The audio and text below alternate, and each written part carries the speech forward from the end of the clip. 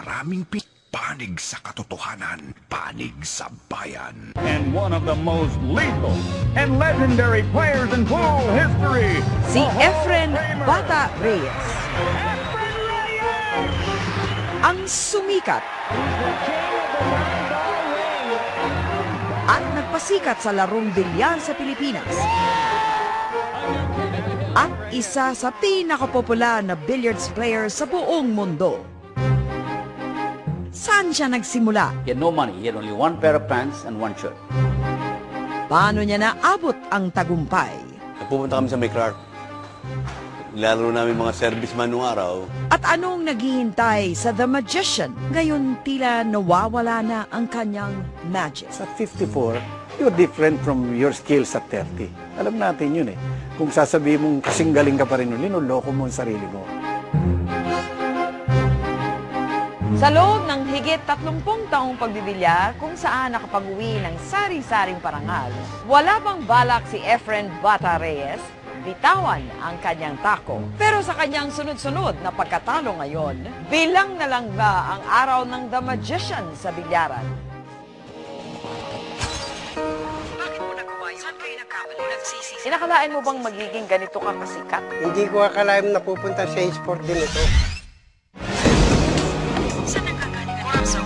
Paano ka nakabangon? Hindi ka na winner all the time, di ba? Hindi na kain ng dati yung kamay ko.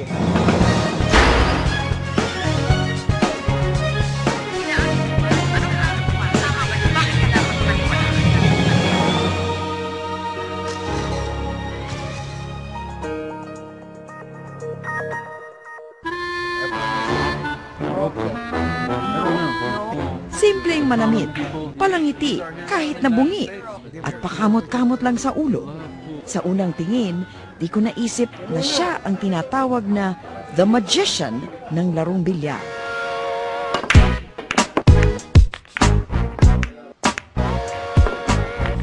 Pero nang hawakan na ang kanyang tako, ibang Efren ang nakita ko. He is a natural mathematician or whatever you call it, because he sees the angles like nobody else does. And he takes risks that others don't take. Sa pagbanda, placing, at makalaglag pang ang trick shots. Kayang-kaya ni Efren ubusin ang lahat ng bola sa billiards table. Kasi siyempre, entertainer yan eh. Nakaka-entertain siya eh, kaya gusto siya eh. Meron kang mabibigla na ganun pala. Yun ang binibili siguro sa kanya. Spectacular. Yung mga nanonood, parang yung hindi sila humihinga pag nakikita nila si paring Efren. Papasok pala siya ng bilyaran, talagang pinapalakpakan na siya ng mga tao. Swerte talaga yata. Papasok kayo. Sa galing magmanipula ng bola, iniidolo si Efren ng mismong mga idol sa larong bilyar. Si Ronnie the Volcano Alcano ang huling tumalo kay Efren sa isang tournament noong nakaraang buwan.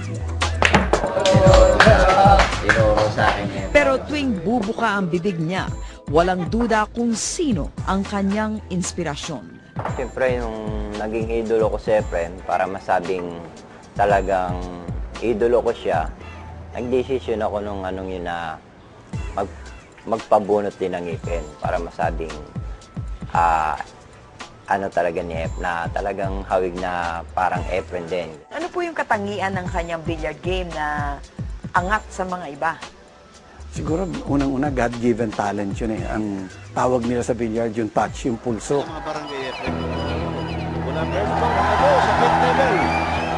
Hindi lang daw sa bilyar namumukod tangi si Efren. He's probably the simplest, humblest man I ever met in my life. There are two people that strike me with their humility, Flash Alorde and Bata Reyes. Bakit? Not a mean bone in their body.